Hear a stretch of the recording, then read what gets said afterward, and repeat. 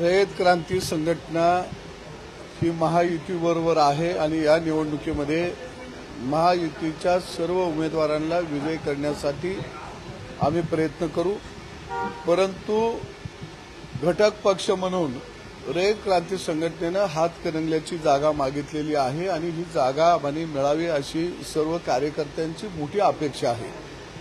गेल्या काळामध्ये ज्यावेळी मी मंत्री होतो त्या काळामध्ये आदरणीय देवेंद्र फडणवीस साहेब असतील किंवा मुख्यमंत्री आदरणीय शिंदे साहेब असतील यांच्या मार्गदर्शनाखाली त्या मतदारसंघामध्ये मोठं भरीव आम्ही काम केलेलं आहे।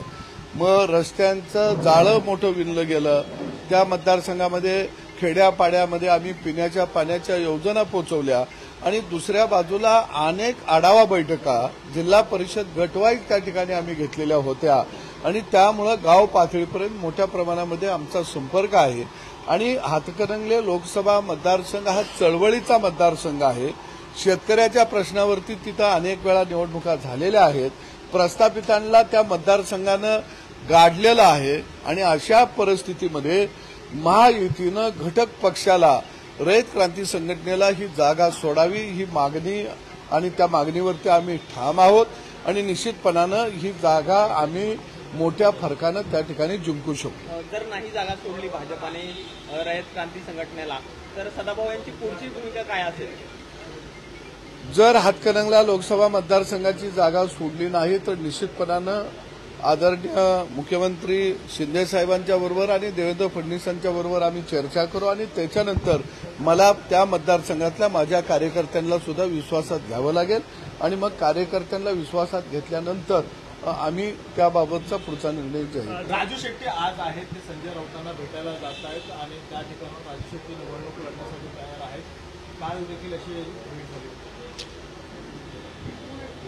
कारण समोर कोण येणार आहे ह्याला महत्व नाही।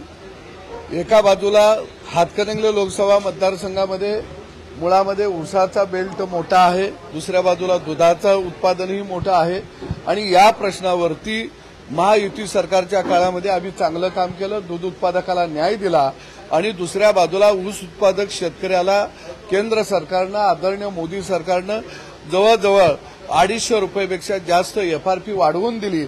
एवढी मोठी FRP गेल्या 60 वर्षामध्ये कधीही ऊसाची वाढलेली नव्हती, त्यामुळे ऊसाला पुढच्या वर्षी जवळजवळ 4000 रुपये प्रति टन भाव मिळणार आहे आणि त्यामुळे मला वाटतं की ऊस उत्पादक शेतकरी हा निश्चितपणानं महायुतीच्या बरोबर राहील, आमच्या बरोबर राहील। त्यामुळे पुढे कोण येणार आहे हे आमच्या दृष्टीनं महत्वाचं नाही। महायुतीतले इतर घटक पक्ष जे आहेत ते नाराज आहेत। बच्चू कडूंनी सुद्धा नाराजी व्यक्त केली। बच्चू कडू म्हणतात की मी जर सन्मान झाला नाही तर चिखलाच्या विरुद्ध नाराज येईन असं त्यांनी म्हटलंय आणि उमेदवार उभे करेल। तुमचे काय? मला वाटतं की प्रत्येक छोटा छोटा जे काही घटक पक्ष आहेत त्यांचा सुद्धा काही म्हणणं ऐकून घेणं अत्यंत गरजेचं आहे आणि तशा पद्धतीनं महायुतीच्या नेत्यांच्या कानावरती आम्ही घातलेलं आहे। निश्चितपणानं घटक पक्षांना बरोबर घेऊन एक महायुतीची बैठक लवकरच होईल अशी माझी अपेक्षा आहे।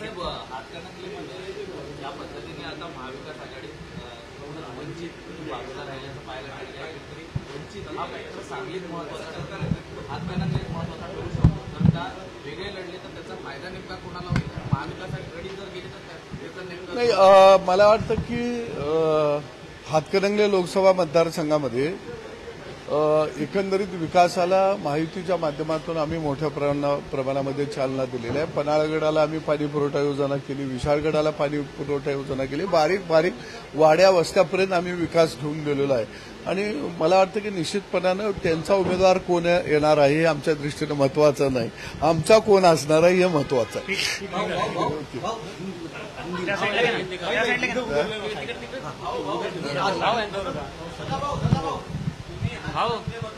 या बैठकीचा